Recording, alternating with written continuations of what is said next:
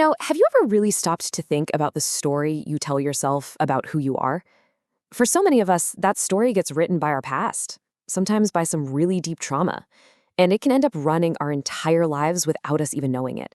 So today we're going to dive into this incredible story about recognizing that narrative and finding the courage to just tear it up and start over. Wow. This one sentence, it just hits you, right? It really gets to the absolute heart of the story we're exploring. It's a feeling of being so worthless that it shaped every single choice, every win, and every setback for decades. And that feeling, that's the starting line for this amazing journey of resilience. All right, so to really get how someone can rewrite their story, we got to look at where it all began. And for Kim Russell, that story started with a really traumatic event that left a scar she'd carry for most of her life. So this timeline, it's like a roadmap of her life. And man, what a life. It's just defined by this incredible persistence. I mean, think about it. From abandonment and foster care to building a successful business from the ground up. And then finally learning how to put herself first after a whole lifetime of putting everything and everyone else ahead of her. See, here's the thing. As an adoptee, she didn't have any of her biological history. It was like the first few chapters of her own life story were just ripped out. So what do? She did what any of us might do. She started grabbing bits and pieces from other people's stories to try and build an identity for herself. She was living a story that was never really hers to begin with. And there's actually a name for this really deep sense of loss that a lot of adoptees feel. It's called the primal wound. It's a theory that helps explain that feeling of being kind of unmoored in the world, that fundamental insecurity that can show up in all sorts of ways throughout your life, from your relationships to your career. And yet, even in the middle of all this uncertainty and all this pain, something really clear and powerful started to emerge. It was a calling that would become her refuge, but as we'll see, it also became another reflection of that trauma she hadn't yet dealt with. 12. Can you believe it? At just 12 years old, Kim knew exactly what she wanted to do with her life. She wanted to be a hairdresser. And it wasn't just a job for her. It was a path. It was this tangible future she could hold on to, when so much of her past was just a complete blank. But here's the kicker. Almost immediately, she just ran into a brick wall of negativity. From her teachers, from her guidance counselor, the message was loud and clear.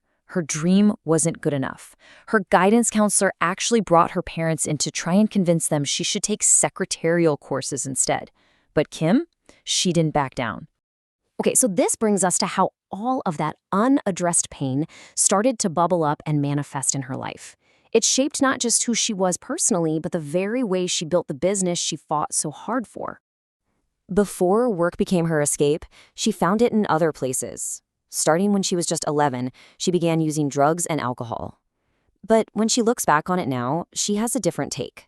She sees it less as a classic addiction and more as just a desperate attempt to run away from the constant pain she was in every single day. And that need to escape, well, it's kind of like a shapeshifter, right? It just finds a new form. She eventually stopped using drugs, but that pattern, that deep need to run, it just shifted. It morphed into overworking, running herself into the ground, and this relentless need to please everybody around her. Anything to avoid the quiet moments where the pain could creep back in. Okay, this slide is absolutely fascinating.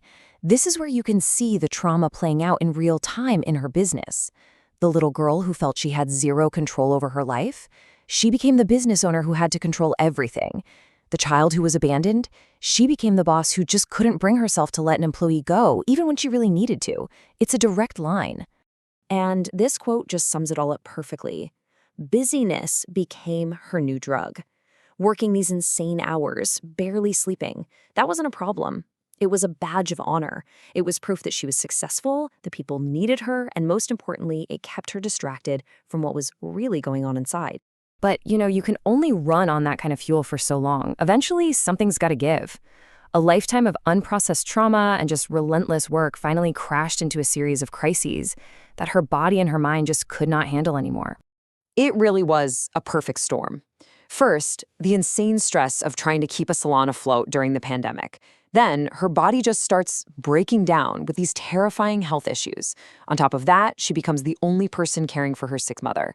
And then, right in the middle of all of it, a breast cancer diagnosis. Her body was practically screaming at her to just stop.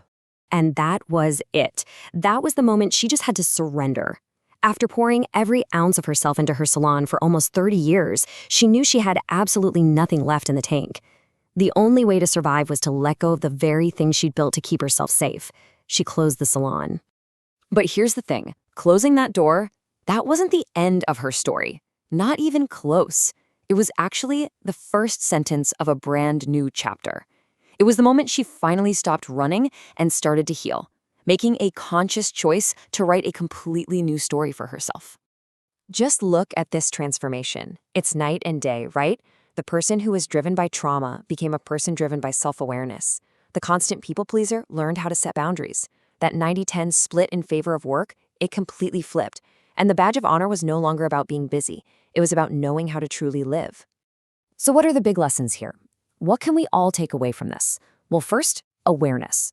You have to see the story before you can ever hope to change it. Second, putting yourself first is not selfish, it's survival. Third, learning to say no and setting boundaries is maybe the most important form of self-care there is. And finally, asking for help. That's not weakness, it is pure strength. And this, right here, is the ultimate lesson. This is the heart of it all. Her trauma happened to her, but it wasn't her. The story she was given was just that, a story. And every single one of us has the power to decide that the story of our past does not have to be the script for our future. Kim likes to use this analogy of being an air traffic controller, guiding planes to different runways. After finally reading her old story, she chose a brand new destination. And that really just leaves us with a question for ourselves, doesn't it? If you had the power to change course right now, what runway would you choose?